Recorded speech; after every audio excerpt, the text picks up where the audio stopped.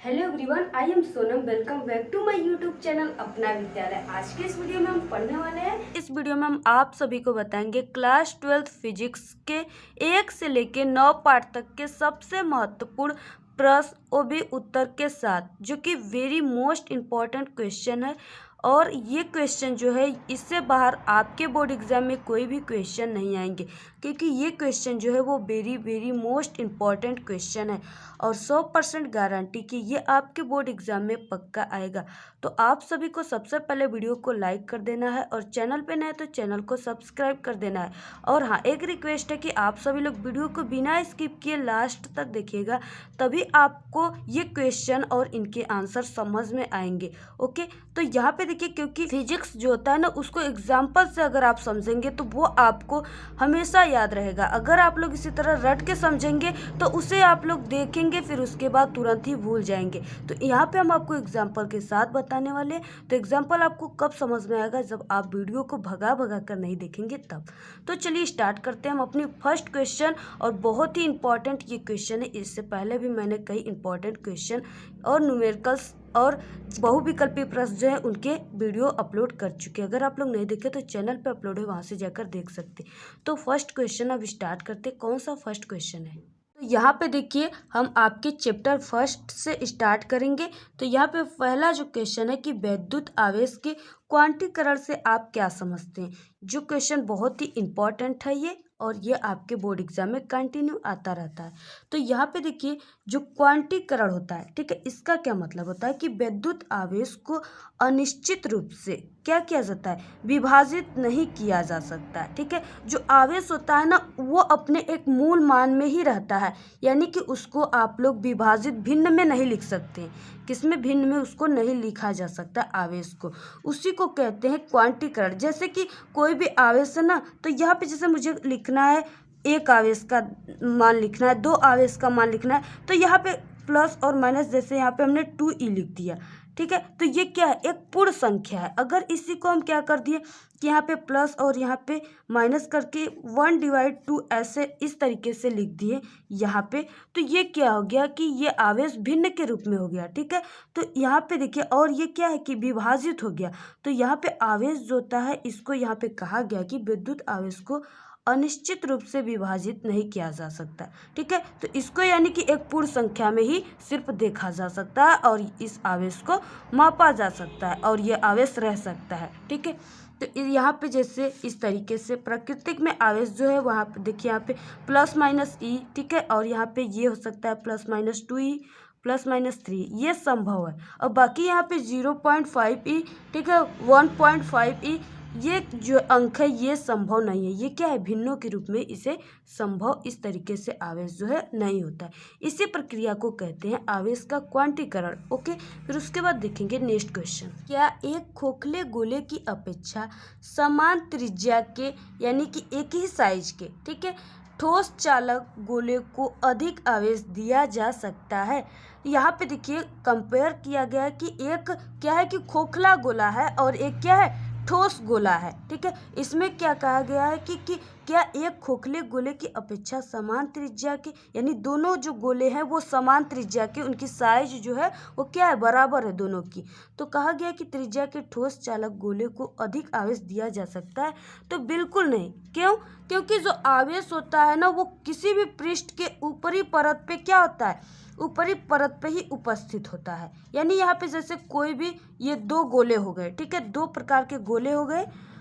तो इसमें क्या है कि कहा गया कि ये जो गोला है ये खोखला है और ये जो गोला है ये ठोस है, यानी इसके अंदर भी क्या है, पदार्थ भरे हुए, ये बिल्कुल ठोस है। इसमें क्या है कि अगर हम इसको आवेश इस पे देंगे, ठीक है, तो ये क्या होता है कि ये अंदर नहीं होता है, ये किसी भी पृष्ठ के बाहर आवेश को संचित किया जाता है। ठीक है, जब भी आवेश संचित होता है तो कोई भी पृष्ठ है उसके बाहरी वाले हिस्से पर ही होता है। जैसे यहाँ पे हमने प्लस माइनस इस तरीके से करके, ठीक है, तो अगर इसमें देखिए दोनों की साइज सेम है, तो ये खोखला हो या ठोस हो, दोनों में जो आवेश का मान होगा वो क्या होगा, बराबर ही होगा। नहीं, क्योंकि आवेशित चालक का संपूर्ण आवेश सदैव चालक के क्या होता है, बाहर पृष्ठ पर रहता है।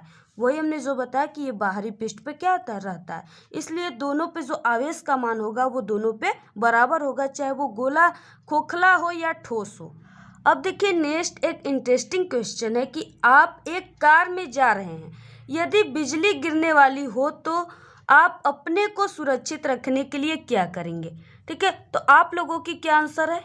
तो आप लोग कहेंगे कि हम कार से बाहर चले जाएंगे, ठीक है, या कार के नीचे सीट है उसके अंदर छिप जाएंगे। इस तरह के तमाम क्वेश्चन आपके मन में, आपके दिमाग में उठ रहा होगा, बट ऐसा कोई नहीं है। आप कार में ही रहेंगे और सिर्फ आपको एक काम करना है, क्या कि खिड़की बंद कर लेंगे। क्या करेंगे, अगर आप एक कार में जा रहे हैं, यदि बिजली गिरने वाली है तो आप अपने को सुरक्षित रखने के लिए खिड़की को, जो कार की खिड़की है उसको बंद कर लेंगे। क्यों कर लेंगे, और आप बिजली से बच जाएंगे। कैसे, क्योंकि जो बिजली गिरने पर संपूर्ण आवेश जो होता है वो कार के बाहरी पृष्ठ पर ही रहेगा। ठीक है, अगर आप लोग खिड़की को बंद कर लेंगे तो अगर उस पर जो है बिजली गिरेगी, ठीक है, बिजली में क्या होते हैं, आवेश होते हैं, तो वो बिजली जब यहाँ पे गिरेगी कार के ऊपर तो वो कार के शीशा जो है उसी पर ही सिर्फ रह जाएगी। ठीक है, क्योंकि आवेश जो होता है वो सदैव क्या होता है, किसी भी वस्तु के बाहरी पृष्ठ पर ही रहता है, सदैव बाहरी पृष्ठ पर रहता है। तो वो अगर आप लोग खिड़की बंद कर लेंगे कार के तो वो बिजली जो है वो आपके कार के अंदर नहीं जाएगी, वो सिर्फ उसके शीशे पर ही रह जाएगी और आप अपने आप को सुरक्षित कर लेंगे। क्या दो समविभव पृष्ठ परस्पर काट सकते हैं, समझाइए। देखिए बहुत ही इंपॉर्टेंट क्वेश्चन, जितने भी क्वेश्चन है ना 1 से 9 पार्ट तक के बहुत ही इंपॉर्टेंट है। आप लोग इन क्वेश्चनों को जरूर तैयार कर लीजिएगा, क्योंकि इसी तरह के कंफ्यूजन क्वेश्चन आपके बोर्ड एग्जाम में आते हैं। ओके, तो क्या दो समविभव पृष्ठ परस्पर काट सकते हैं, समझाइए। देखिए जो दो समविभव पृष्ठ है वो परस्पर आपस में नहीं काट सकती, क्योंकि ये असंभव है। अगर ये आपस में काट देंगी तो क्या हो जाएगा कि जो विद्युत क्षेत्र की दिशा हो जाएगी वो 2 हो जाएगी, जो कि बिल्कुल फिजिक्स में ये असंभव है। यहाँ पे देखिए, अब यहाँ पे देख लेते हैं हम कि नहीं काट सकती। ठीक है, समविभव पृष्ठ विद्युत क्षेत्र की क्या होती है, लंबवत होती है। जो समविभव पृष्ठ होता है ना वो विद्युत क्षेत्र के क्या होता है, लंबवत इस तरीके से होती है।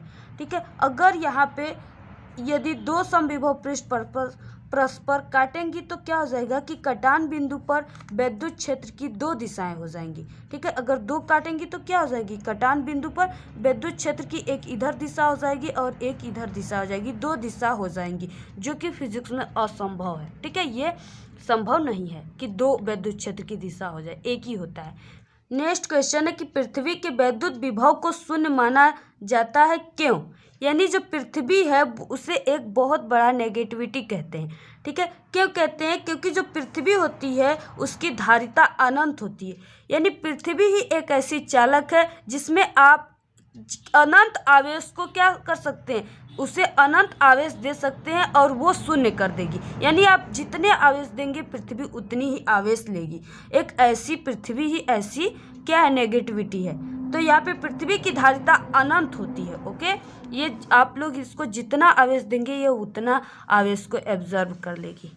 नेक्स्ट क्वेश्चन है कि संधारित्र की धारिता को कैसे बढ़ाया जा सकता है। तो संधारित्र की धारिता बराबर जो फार्मूला होती है, यहाँ पे C बराबर होता है K इप्सिलॉन नॉट और यहाँ पे A और डिवाइड में होता है D डिवाइड 2। इस फार्मूले से ये होता है कि अगर हम किसी भी संधारित्र की प्लेटों के बीच परावैद्युत पदार्थ को भरेंगे, धारिता क्या होगी, उतना ही अधिक बढ़ेगी। ठीक है, इस फार्मूले से ये निकलता है। और यहाँ पे देखिए, अब अगर 2 प्लेटों के बीच की क्षेत्रफल बढ़ाएंगे तो धारिता भी क्या होगी, अपने आप बढ़ेगी। अगर यहाँ पे इस दोनों यानी कि संधारित्र 2 प्लेटों के बीच की दूरी को कम कर देंगे तो धारिता क्या हो जाएगी, अधिक से अधिक बढ़ जाएगी। तो ये 3 ऐसे संसाधन हैं जिससे आप संधारित्र की धारिता को आसानी से बढ़ा सकते हैं। यहाँ पे देखिए प्लेटों का क्षेत्रफल बढ़ाकर, जैसा कि हमने आपको बताया कि प्लेटों के क्षेत्रफल को अगर आप बढ़ाओगे तो धारिता क्या हो जाएगी, बढ़ जाएगी। उनके बीच की दूरी को घटाकर, क्योंकि जो दूरी है ये क्या है, इसके डिवाइड में, इसलिए अगर आप लोग दूरी को जितना घटाएंगे जो धारिता है वो उतना ही अधिक बढ़ेगी। तो उसके दूरी को घटाकर और उनके बीच परावैद्युत पदार्थ रखकर, ठीक है, परावैद्युत पदार्थ को कैसे हमने शो किया था, इसके बीच अगर हम रखेंगे तो ये क्या हो जाएगा, संधारित्र की धारिताएं बढ़ जाएंगी। नेक्स्ट क्वेश्चन देखेंगे, मुक्त इलेक्ट्रॉनों के अनुगमन वेग तथा धारा घनत्व में क्या संबंध है। इसमें आपको एक छोटी सी फार्मूला लिखना है। तो यहाँ पे देखिए जो अनुगमन वेग होता है उसको शो करते हैं VD से, ठीक है। किससे शो करते हैं? VD से। तो यहाँ पे VD बराबर हो जाएगा J/NE, जहाँ पे जो J है वो धारा घनत्व है। क्या है? धारा घनत्व।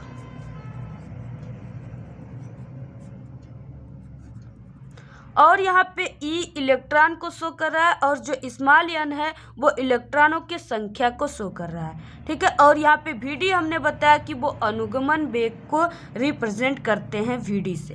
नेक्स्ट क्वेश्चन है कि निम्नलिखित धातुओं को विद्युत चालकता के बढ़ते हुए क्रम में लिखिए। यहाँ पे कुछ धातु दिए हुए हैं जैसे चांदी, एल्यूमिनियम, तांबा और लोहा। इसमें से आपको क्या करना है कि चालकता के बढ़ते हुए क्रम में लिखना है।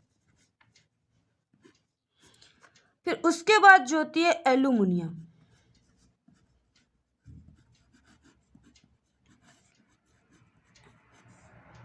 एल्यूमिनियम, उसके बाद तांबा और चांदी। तो सबसे ज्यादा जो होता है वो चांदी में होता है, ठीक है। और फिर उसके बाद तांबा, एल्यूमिनियम और लोहा में सबसे कम होता है। क्वेश्चन है कि विद्युत क्षेत्र बढ़ाने पर इलेक्ट्रॉन के अफवाह वेग पर क्या प्रभाव पड़ता है। तो जब विद्युत क्षेत्र को आप लोग बढ़ाएंगे तो जो इलेक्ट्रॉन का अफवाह वेग है उसका मान क्या हो जाता है? बढ़ जाता है। अब यहाँ पे आपको रटना नहीं कि बढ़ जाता है, अब इसको आपको एक फार्मूले से समझना है कि जो अफवाह वेग का फार्मूला होता है VD बराबर होता है EV/ml, इसको कोष्टक में, और यहाँ पे टाउ। तो यहाँ पे देखिए जो V/L है इसको हम क्या लिख सकते हैं? E लिख सकते हैं, ठीक है। V/ जो L है उसको क्या लिख सकते हैं? E लिख सकते हैं। अब यहाँ पे देखिए जब यहाँ पे हमने इस फार्मूले को फिर से यहाँ पे लिखा VD बराबर, अब V/L को हमने E लिखा तो यहाँ पे हो जाएगा E, कैपिटल E और डिवाइड M, और यहाँ पे इस तरीके से टाउ। अब यहाँ पे देखिए जब हम विद्युत क्षेत्र के यहाँ पे बोला है कि विद्युत क्षेत्र बढ़ाने पर इलेक्ट्रॉन के अफवाह वेग पर क्या प्रभाव पड़ेगा। अब यहाँ पे देखिए जब हम इस विद्युत क्षेत्र को बढ़ा रहे हैं इसके मान को, तो यहाँ पे ये VD के क्या इक्वल है, तो यहाँ पे VD का मान भी क्या हो जाएगा? बढ़ जाएगा। तो इस तरीके से अगर हम विद्युत क्षेत्र के मान को बढ़ाएंगे तो जो अफवाह वेग है वो अपने आप क्या हो जाएगा? बढ़ने लगेगा। तो इस तरीके से जो अफवाह वेग है ड्रिफ्ट वेलोसिटी, इसके मान भी क्या होते हैं? बढ़ते हैं। नेक्स्ट क्वेश्चन, एक बेलनाकार चालक में स्थायी धारा बह रही है। एक बेलनाकार चालक में क्या है? स्थायी धारा बह रही है। क्या चालक के भीतर विद्युत क्षेत्र है? तो बिल्कुल है, ठीक है, क्योंकि जहाँ विद्युत क्षेत्र उत्पन्न होगा उसी जगह धारा बहता है, अदरवाइज धारा नहीं बहता है। इसलिए कि चालक के भीतर क्या है? विद्युत क्षेत्र है। यहाँ पे देखिए जैसे हमने यहाँ पे कोई बेलनाकार चालक बना दिया, अब यहाँ पे बेलनाकार चालक होगी, इसमें हम क्या कर दिए कि धारा फ्लो कर रहे हैं, ठीक है। और इसके अंदर अगर विद्युत क्षेत्र उत्पन्न होगा, ठीक है, तभी इसमें जो धारा है उसका फ्लो होगा, अदरवाइज इस पे कोई भी धारा का मान नहीं होगा।